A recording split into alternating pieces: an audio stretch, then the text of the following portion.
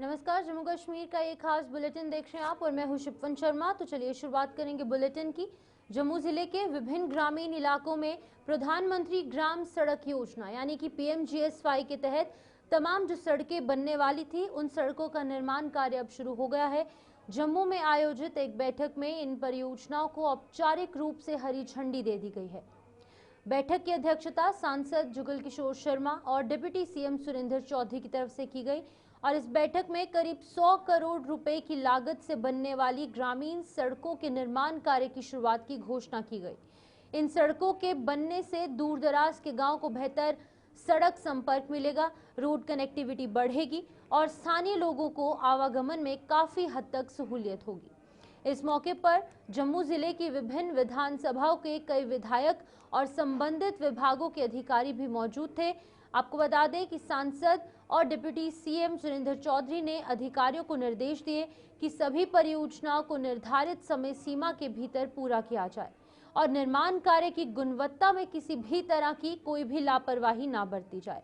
उनका आगे कहना था कि इन सड़कों से ग्रामीण विकास को एक नई गति मिलेगी, रोड कनेक्टिविटी होगी और लोगों को जो है सहूलियत मिलेगी। इन केस ऑफ इमरजेंसी, कोई मेडिकल इमरजेंसी हो या फिर बाकी की कोई चीज़ें, अगर कोई भी आपातकालीन स्थिति के अंदर लोगों को ट्रैवल करना है तो इन परियोजनाओं का लाभ लोगों को मिलेगा, जिसकी वजह से दूर दराज के एरियाज के लोगों को सहूलियत होगी। हमने कोई 100 करोड़ के लगभग सड़कों का यहाँ फाउंडेशन स्टोन रखा है आज, और ये सारी सड़कें रूरल एरिया में बनेंगी पीएमजीएसवाई की। और मैं मुबारकबाद देता हूँ ऑनरेबल एमएलए जो हैं जिनकी कॉन्स्टिट्यूंसियों में ये प्रोजेक्ट उन्होंने बनवाए। और मैं अपने लीडर और कायद और जम्मू कश्मीर के मुख्यमंत्री जनाब उमर अब्दुल्ला साहब का भी शुक्रिया अदा करता हूँ जिन्होंने दिल्ली में जाके इन सड़कों को फॉलो किया। और मैं ऑनरेबल एमपी साहब का भी शुक्रिया अदा करता हूँ जिन्होंने वहाँ पे ये पीएमजी सड़कों के लिए वहाँ हमें मदद की, सहयोग की, और इन्होंने भी मंत्री साहब से और पार्लियामेंट में ये मुद्दे उठाए। तो लिहाजा कोशिश यही है जम्मू कश्मीर की उमर अब्दुल्ला सरकार की और दिल्ली में गवर्नमेंट ऑफ इंडिया की कि रूरल एरिया को ज़्यादा से ज़्यादा कनेक्ट किया जाए, लोगों को आपस में जोड़ा जाए और जो एक कनेक्टिविटी गैप है लोगों के आपसी में उन हैबिटेशंस को जोड़ा जाए। तो लिहाजा एक काफ़ी सारा बड़ा पैकेज हमें आया था। अब दूसरा हमारा पैकेज भी पीएमजीएसवाई का गया हुआ है और मुझे लगता है जल्दी वो पैकेज भी आ जाएगा। और वो जब पैकेज अप्रूव होकर आ जाएगा जम्मू कश्मीर की पूरी डेवलपमेंट का एक सिनेरियो बदलेगा, गाँव का, देहात का और रूरल एरिया का, जिससे जो लोगों की सालों साल एक डिमांड देहातों में, गाँव में और जो हम पिंडों में कहते हैं वो बदलेगी और लोगों को एक राहत की सांस मिलेगी। और जब से उमर अब्दुल्ला सरकार ने यहाँ की आदत संभाली है, जम्मू कश्मीर में हुकूमत संभाली है, काफ़ी सारी सड़कों के प्रोजेक्ट जो हैं दिल्ली से भी और जम्मू कश्मीर की अपनी सरकार की जो हिस्से की फंडिंग है उसमें से काम कर रही है, चाहे वो नबार्ड में है, चाहे वो सीआरएफ में है, चाहे यूटी कैपेक्स के अंदर जो भी है। क्योंकि मैं being incharge minister incharge PWD, मेरी भी यही कोशिश है कि मेरे कायद और मेरे लीडर और जम्मू कश्मीर के मुख्यमंत्री जनाब उमर अब्दुल्ला साहब के जो वादे जम्मू कश्मीर के लोगों से किए गए हैं उनको पूरा किया जाए और उनको कहीं ना कहीं लोगों को वो सहूलतें मिलें जिन सहूलतों के लिए लोगों ने हमें वोट डाला है। तो इसलिए आज उसी सिलसिले में ये मीटिंग थी। और हमारी बहुत प्रसन्नता का दिन है कि पीएमजीएसवाई के माध्यम से नगरोटा कॉन्स्टिट्यूंसी में 2 सड़कें हमें आज इनॉग्रेट हुई हैं, एक कापोता से कन्याला और लिंक रोड आश्रम से कुआरा। साथ बसाथ हमारी एडजॉइनिंग कॉन्स्टिट्यूंसी में जगती टू बटला लैंड जो सड़क है वो हमारी कॉन्स्टिट्यूंसी में एक कनेक्टिविटी प्रोवाइड करेगी।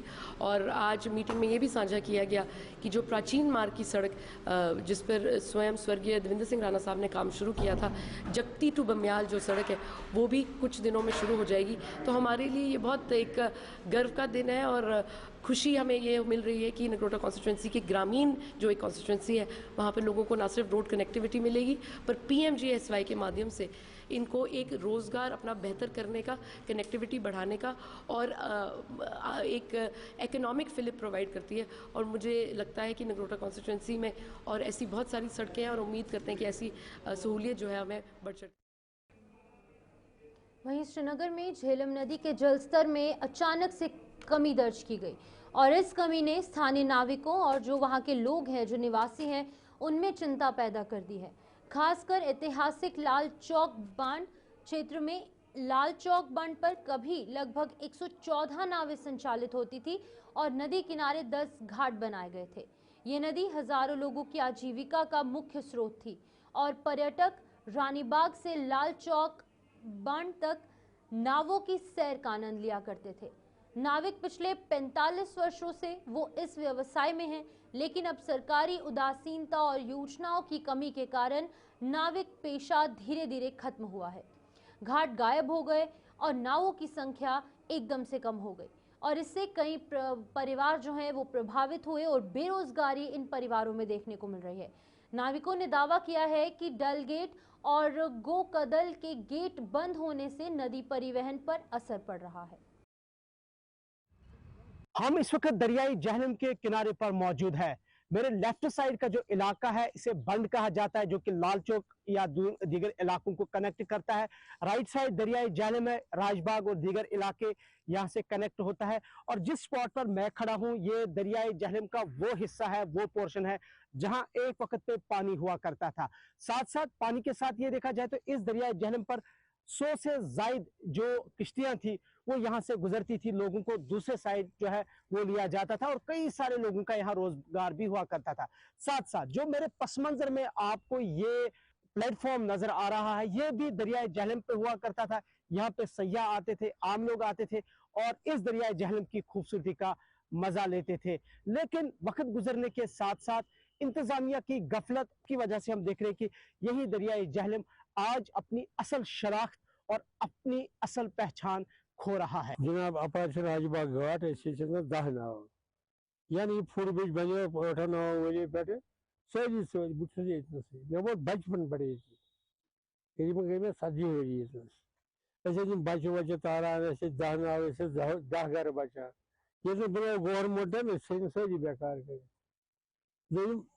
मे सफाई अपार ऐसे पत पान बरादरी कर नफर 10 नफर 5 खसान कर पान वन सफाई घाट स्पेशल आज वुच अपार वो राजबाग घाट क्या गो हालात यह यपार वो हालात क्या घर घर वन दी पॉकेट फार्म फिर तो सोच यह रौनक बेम मान खत तैयार बे कर सफाई जान क्या बचा जान फाक तुम गवर्नमेंट कोर सोरे गलत कजल वजल बन कजल कत बकार रौनक है ये बंदस फिर वन विचार टूरिस्ट सेंटर जाओ बन से घूमो रामन सिंह बाग तक आज वन जाओ बिलवा रोड से घूमो मान जहलम अस कोर पाने खराब चवान त्रेश आज वो 40-45 ड्रेन बटवार पे कमर वोर पे वो पाक मस्जिद वो तुम त्रावान ये पेशाब वेशाब आब सह त्रावान ये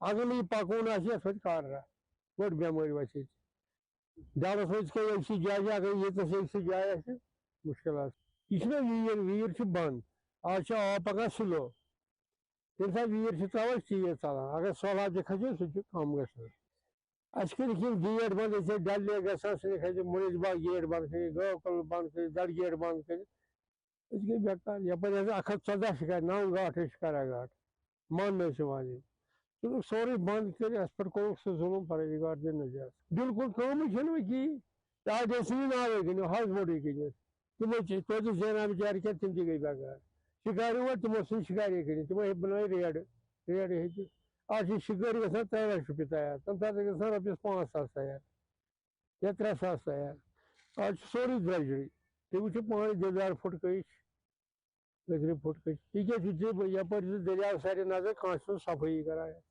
जिस तरह से आपने देखा कि इस शहरी का यही कहना है कि दरियाई जहलम जो है आहिस्ता आहिस्ता जवाल पजीर का शिकार हो रहा है। न सिर्फ इसमें पानी की सतह कम हो रही है बल्कि ये दरियाई जहलम अब सुकुड़ता हुआ नजर आ रहा है। गंदगी के ढेर प्लास्टिक ने आम जगह बना दी है। वहीं देखा जाए तो ये दरियाई जहलम जिसको और ज्यादा खूबसूरत बनाने के लिए गवर्नमेंट की तरफ से करोड़ों रुपए खर्च किए गए, लेकिन उन पैसों का क्या हुआ, वो पैसे कहां पे खर्च किए गए, क्योंकि दरियाई जहलम अब वो अपनी असल पहचान खोता हुआ नजर आ रहा है। बात यही है कि हुकूमत को ऐसे इकदाम उठाने की जरूरत है ताकि ना सिर्फ कश्मीर की ये लाइफलाइन बच सके बल्कि जिन हजारों लोगों का यहाँ पे रोजगार इसके साथ मुंसलिक था वो दोबारा से बहाल हो। गुलिस्तान न्यूज के आरएसपुरा के गांव टांडा में milk value addition startup unit की शुरुआत हुई है और ये unit Khalsa self help group Tanda द्वारा उम्मीद योजना का लाभ लेकर स्थापित किया गया। ये project holistic agriculture development programme के अंतर्गत शुरू किया गया है और इसमें सेल्फ हेल्प ग्रुप को वैल्यू एडिशन स्टार्टअप यूनिट के लिए लगभग 6 लाख रुपए का इंसेंटिव दिया गया और इसके अंदर करीब 4 लाख रुपए की मशीनरी और 2 लाख रुपए वर्किंग कैपिटल शामिल किया गया। इसके अलावा मिल्क वैल्यू एडिशन यूनिट के लिए लगभग 20 लाख रुपए का इंसेंटिव दिया गया, जिसके अंदर की मशीनरी और लगभग 3 लाख रुपए का वाहन भी शामिल है। आपको बता दें कि ये तमाम चीजें इसमें शामिल की गई ताकि तैयार किए गए उत्पादों को बाजार तक पहुंचाया जा सके। कुल मिलाकर अगर हम बात करेंगे तो लगभग 27 लाख रुपए का सहयोग पशुपालन विभाग की ओर से इस सेल्फ हेल्प ग्रुप को दे दिया गया है। ये सारी मशीनरी जो है इनको या खालसा सेल्फ हेल्प ग्रुप को सपोर्ट किए हुए एनिमल हस्बेंड्री डिपार्टमेंट है।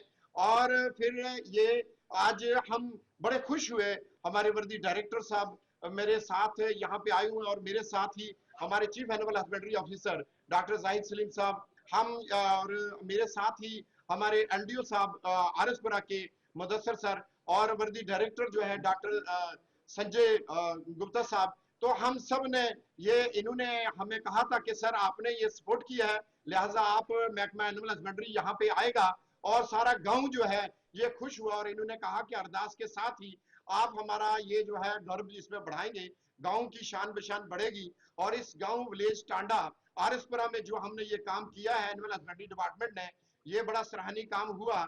इसके लिए ये जो है सारा सेल्फ हेल्प ग्रुप बड़ा आज हमें खुश दिखा और इसमें सारा प्रोडक्ट्स जो है ये लगे हैं और आने वाले वक्त में हम यही चाहेंगे कि अच्छे प्रोडक्ट्स ये यहाँ पे बनाएं और फिर इसकी आगे जाके हम इनकी ब्रांडिंग करवाएंगे खालसा सेल्फ हेल्प ग्रुप की।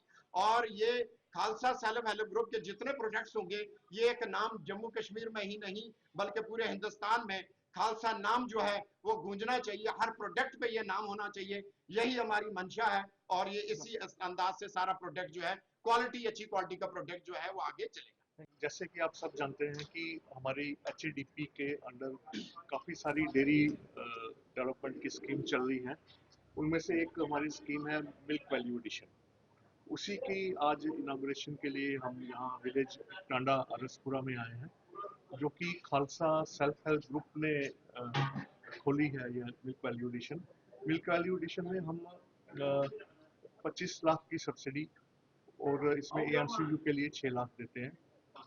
इन्होंने AMCU भी और साथ में mini pasteurisation plant, cream separator, खोया मेकिंग मशीन और आइसक्रीम मेकिंग मशीन और इंस्ट्रूमेंट्स, पैकेजिंग का इंस्ट्रूमेंट साथ में लगाए हैं। आरएसपुरा के गांव चक इस्लाम में मुख्य चौराहे पर स्पीड ब्रेकर न होने के कारण आए दिन सड़क हादसे हो रहे हैं। स्थानीय लोगों के अनुसार तेज रफ्तार से गुजरने वाले वाहन अक्सर नियंत्रण खो बैठते हैं और इसके चलते कई लोग गंभीर रूप से घायल हो चुके हैं और कुछ लोगों की जान भी जा चुकी है। ग्रामीणों का कहना है कि ये चौराहा स्कूल, बाजार और रिहायशी इलाकों के पास होने के कारण बेहद ज़्यादा सेंसिटिव है, लेकिन इसके बावजूद भी अब तक यहाँ पर कोई सुरक्षा व्यवस्था लागू नहीं की गई। लोगों ने प्रशासन से तुरंत कार्रवाई करने की अपील की है ताकि सड़क पर यात्रियों, बच्चों और पैदल चलने वाले जो लोग हैं उनकी सुरक्षा सुनिश्चित की जा सके। सलामत चौक है जिदे तू दो रास्ते ने, एक दबलैड़ तू जम्मू जाता है और एक सलैड़ तू आरएसपुरा जाता है।